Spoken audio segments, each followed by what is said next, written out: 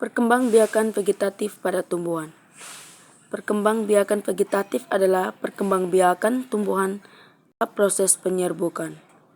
Perkembangbiakan vegetatif terbagi menjadi dua, yakni alami tanpa bantuan manusia dan buatan dengan bantuan manusia. Berikut beberapa cara berkembangbiak tumbuhan vegetatif.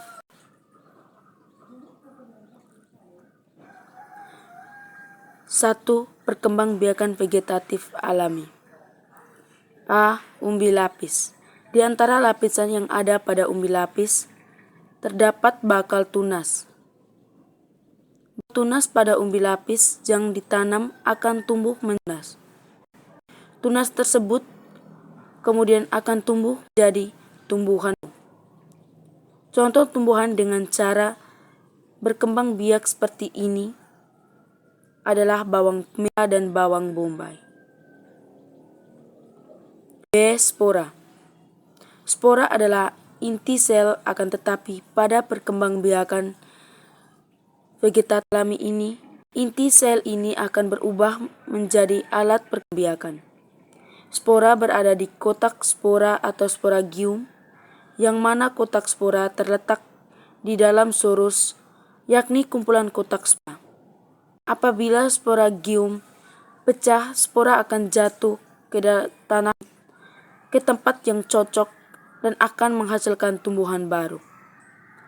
Salah satu contoh tumbuhan yang berkembang biak dan cara spora adalah tumbuhan paku. C. Tunas adventif. Tunas adventif adalah tumbuhan yang tidak tumbuh dari batang melainkan pada bagian tumbuhan lainnya.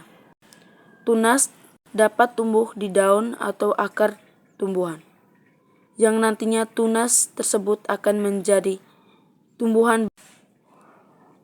Contoh tumbuhan yang memiliki tunas adventif adalah kun dan cemara.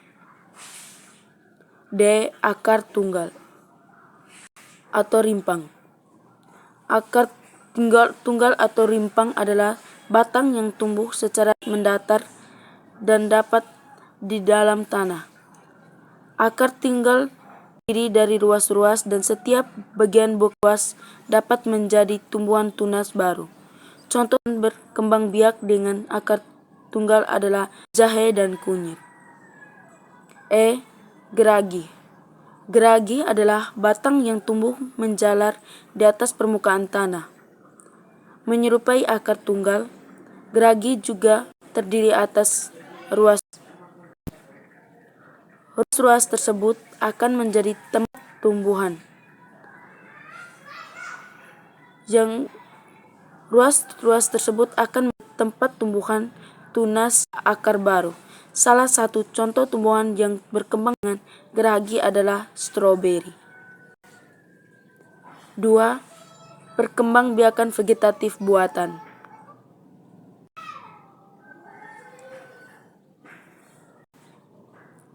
A. Stek. Stek adalah cara berkembangbiakan yang menggunakan bagian daun atau batang tumbuhan. Cara memotong bagian tumbuhan yang akan di stek memengaruhi hasil stek. Pemotong batang secara miring lebih bagus daripada pemotong secara lurus atau rata. Jika penampang batang berukuran lebih besar, maka jumlah akar yang tumbuh akan lebih banyak. Akar yang banyak akan memiliki kemampuan menyerap air lebih banyak. Tidak hanya itu, tumbuhan juga menjadi lebih kokoh dan tumbuh subur. B. Cangkok. Cara melakukan cangkok adalah dengan mengelupas bagian lapisan kulit batang dan menghasilkan kambium pada batang. Selanjutnya, batang dibungkus menggunakan serbut kelapa atau dapat juga di plastik yang sudah diberi lubang. Dalam waktu beberapa minggu, pada batang yang jangkok akan muncul akar. Dengan demikian, batang tersebut siap untuk ditanam. Perlu diketahui bahwa tidak semua batang dapat dicangkok. Hanya tumbuhan yang berkembium yang dapat dicangkok. Tumbuhan juga dalam keadaan cara berkembang biak menganten dilakukan untuk gabungkan dua sifat unggul dari dua jenis tanaman. Contohnya, salah satu tumbuhan memiliki buah dengan rasa manis, sedangkan lainnya memiliki keunggulan akar yang kuat, tetapi buah tidak manis. Maka meten pada kedua tersebut akan menghasilkan tumbuhan berakar kuat dan berbuah manis.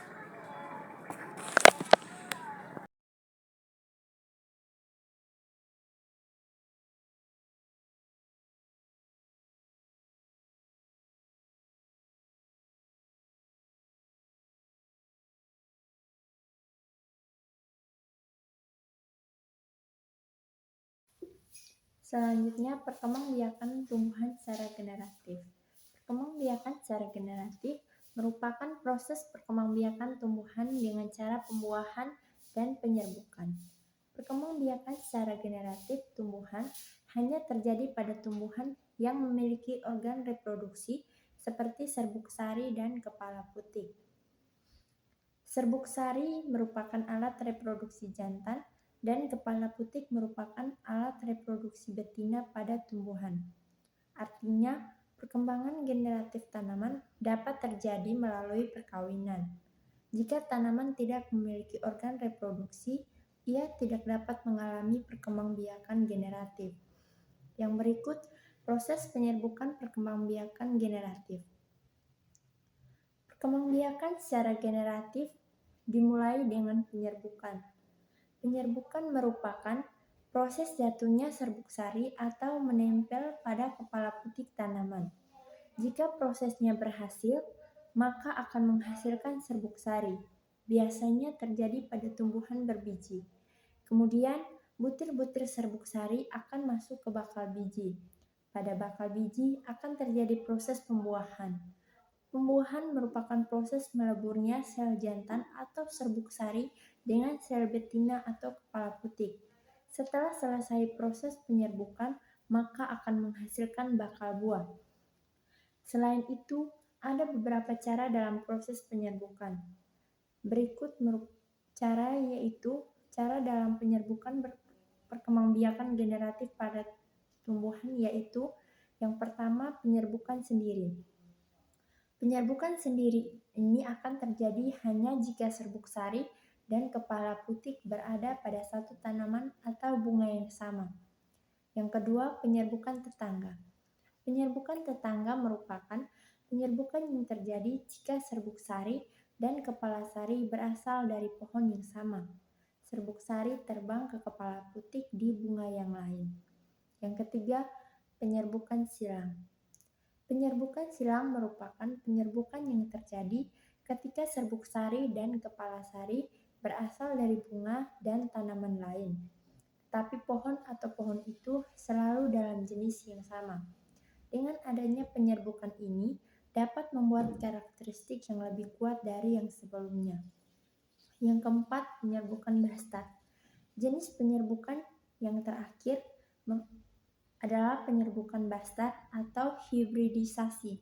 Artinya, penyerbukan terjadi ketika serbuk sari dan kepala sari berasal dari bunga lain serta tanaman lain dengan spesies tanaman yang berbeda. Yang berikut hal yang membantu proses penyerbukan. Ada beberapa hal yang mempengaruhi proses penyerbukan pada tumbuhan. Faktor tersebut biasanya datang dari makhluk hidup lainnya dan juga alam. Beberapa hal yang membantu proses penyerbukan tumbuhan yaitu yang pertama hewan.